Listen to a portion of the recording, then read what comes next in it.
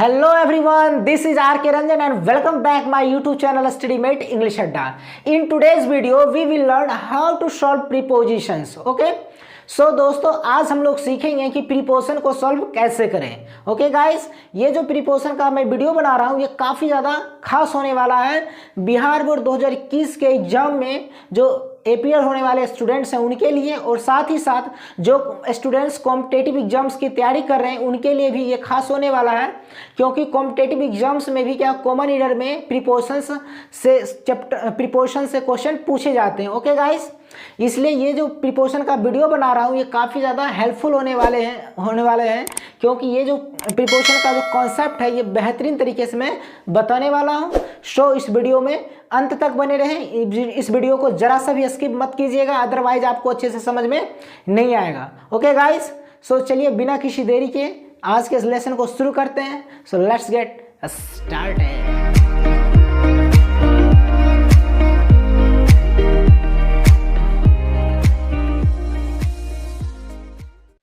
Okay, so दोस्तों चलिए देखते हैं कि प्रीपोजिशन क्या होता है. ओके गाइज, तो सबसे पहले हम लोग ये जानेंगे कि प्रीपोजिशन होता क्या है. आफ्टर देन हम लोग सीखेंगे कि प्रीपोजिशन का यूज़ कहाँ पे, कौन सा सुटेबल होगा और कौन सा प्रीपोजिशन कहाँ पे प्लेस करना है. ओके गाइज, तो सबसे पहले प्रीपोजिशंस का जो कुछ बेसिक रूल है, कुछ बेसिक कॉन्सेप्ट है, उस बेसिक कॉन्सेप्ट को पहले समझते हैं.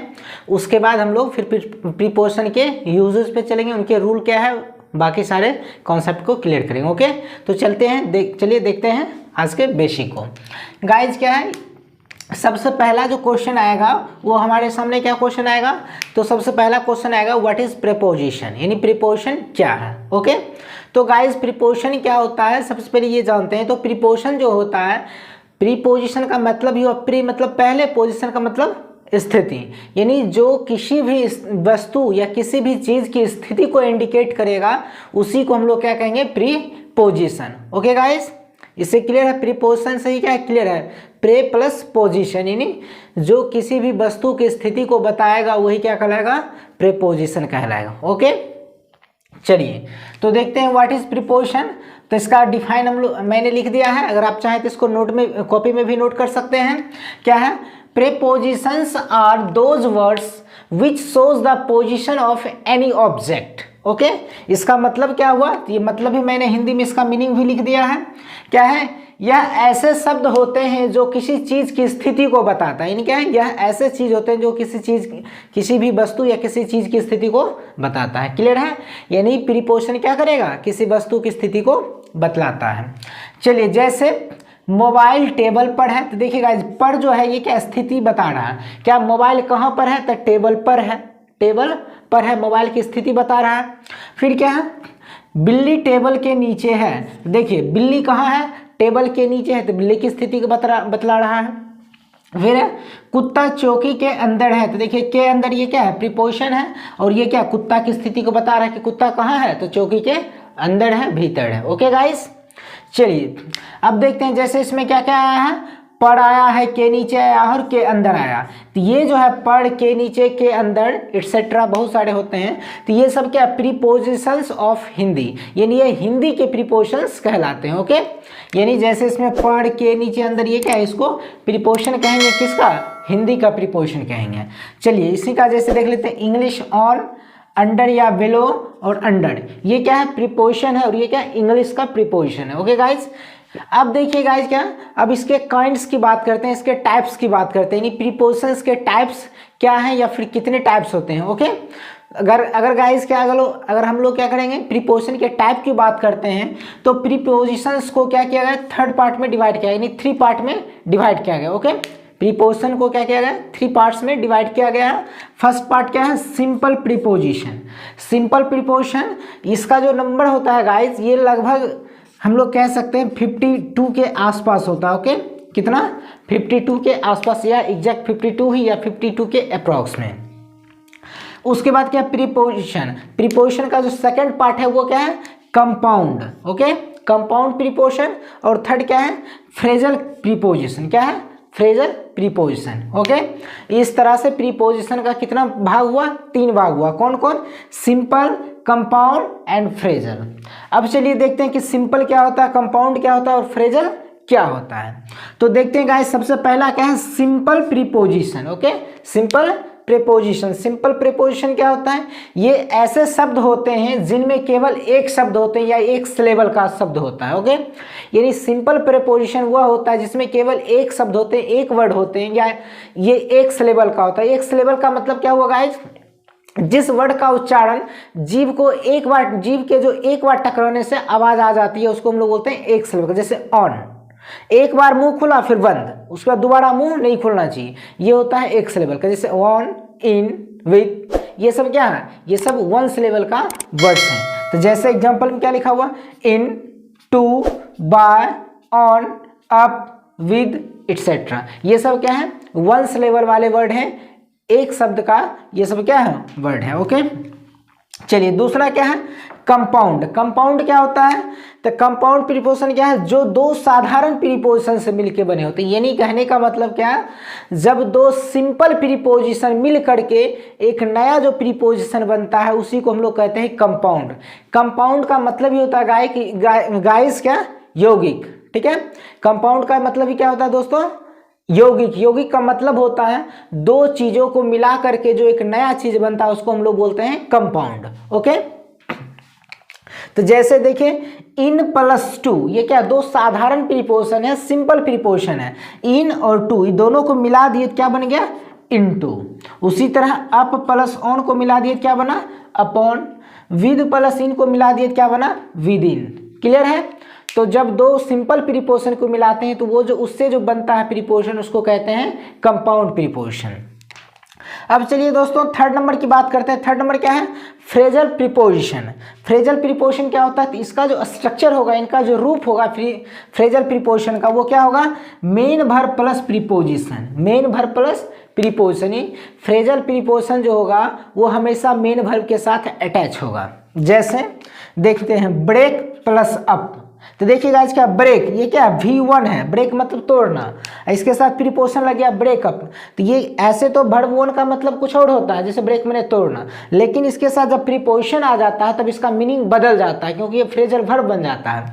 ओके, जैसे ब्रेकअप, ब्रेकअप का मतलब किसी से संबंध तोड़ लेना, किसी से संबंध तोड़ लेना। दूसरा है पैचअप।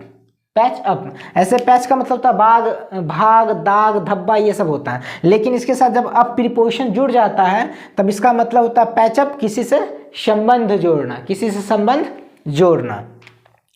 टेक, टेक का मतलब ऐसे होता है लेना, वर्ब वन है, लेकिन इसके साथ जैसे ही प्रीपोजिशन ऑफ जुट गया तब इसका मीनिंग हो जाएगा उड़ान भरना। उसके बाद रन, रन का मतलब क्या होता है, दौड़ना, और इनटू का मतलब क्या है, ये प्रीपोजिशन है में, लेकिन ये दोनों जब एक साथ मिल जाएगा तो ये फ्रेजल प्रीपोजिशन कहलाता है, और इन दोनों के मिलने से एक नया तीसरा वर्ड निकलता है, तीसरा मीनिंग निकलता है, वो क्या है, अचानक किसी से मुलाकात करना या होना। रन इनटू का मतलब अचानक किसी से मुलाकात होना। क्लियर है गाइस यहाँ तक।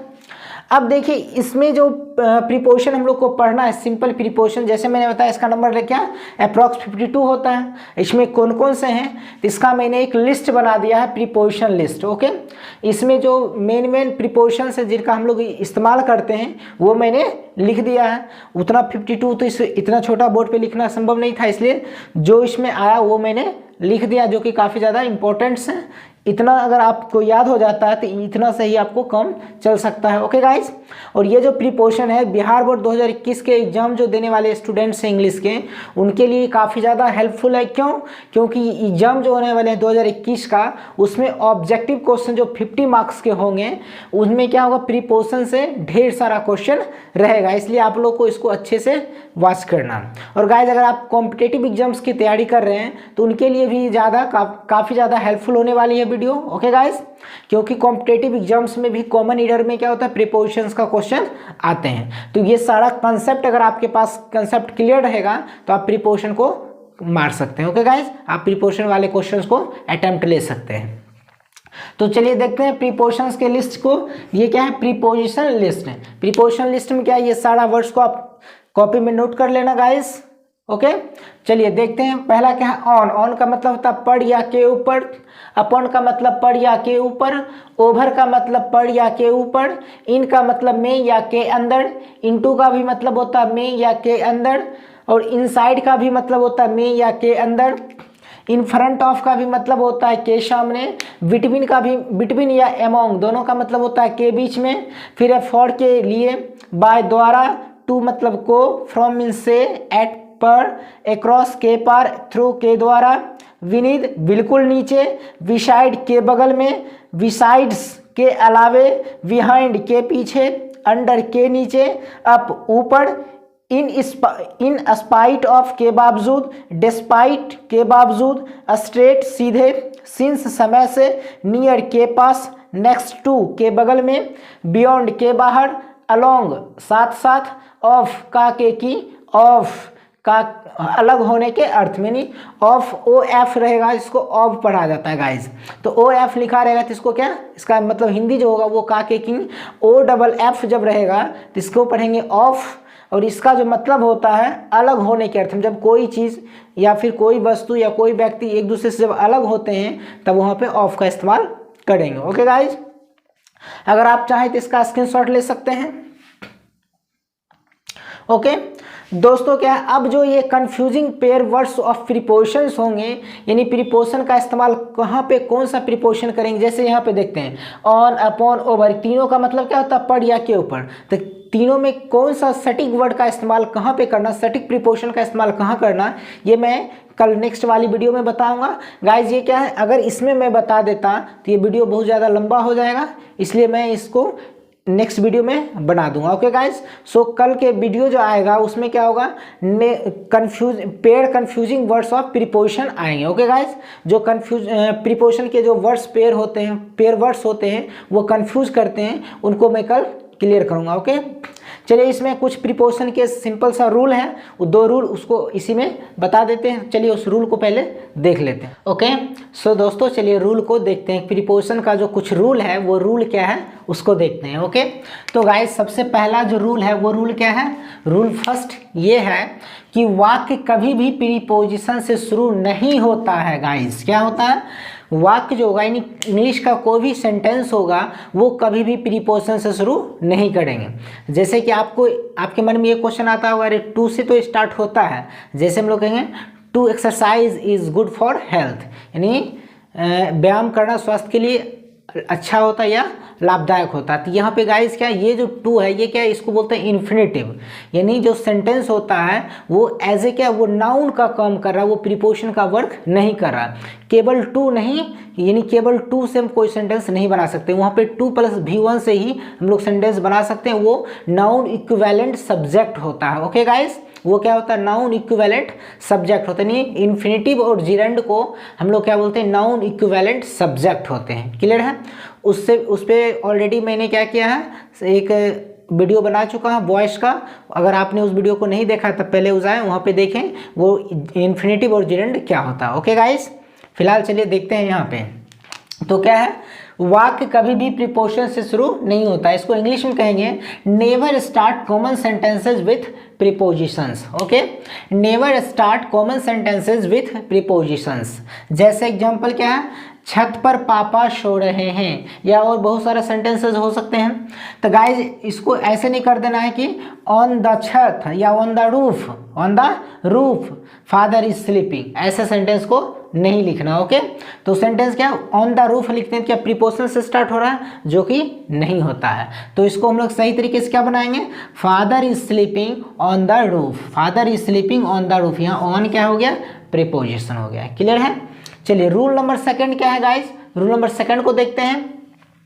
प्रीपोजिशंस को आगे पीछे किया जा सकता है, नहीं प्रीपोजिशंस जो होता है गाइस उसको आगे पीछे किया जा सकता है, नहीं मिसप्लेस उसको कर सकते हैं। ओके, इसको इंग्लिश में कहेंगे वी कैन मिसप्लेस प्रीपोजिशंस, यानी हम लोग प्रीपोजिशंस का जो स्थान होगा उसको हम लोग बदल सकते हैं। ठीक है, उसको परिवर्तन कर सकते हैं। जैसे एक एग्जांपल लेते हैं, वी मार्ट के सामने ट्रैफिक चौक के बगल में मैं दुकान खोलूंगा। एक ट्रांसलेशन है क्या, वी मार्ट के सामने ट्रैफिक चौक के बगल में मैं दुकान खोलूंगा। अब चलिए इसका कैसे बनाएंगे, तो I will open a shop in front of V Mart beside traffic चौक। फिर से देख लेते हैं, I will open a shop in front of V Mart beside traffic चौक, ट्रैफिक चोक। अब देखिए गाइज क्या है, इसमें दो प्रीपोशंस का प्रयोग किया गया, एक तो बिसाइड और दूसरा क्या है इन फ्रंट ऑफ। ये दो प्रीपोशन है।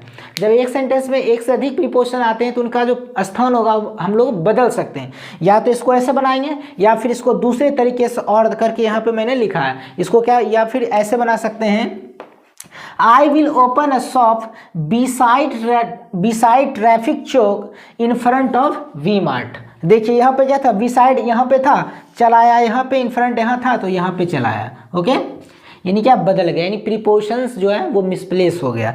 तो हम लोग क्या करेंगे, जब किसी भी सेंटेंस में एक से अधिक प्रीपोशन हो तो हम लोग उसका स्थान बदल सकते हैं। Okay, like this. Okay guys, I hope कि आपको अच्छे से समझ में आ गया होगा प्रीपोशंस का रूल क्या है। अगर आप चाहें तो इसका भी स्क्रीनशॉट ले सकते हैं। Okay, so thank you so much मेरे साथ ये लेसन देखने के लिए।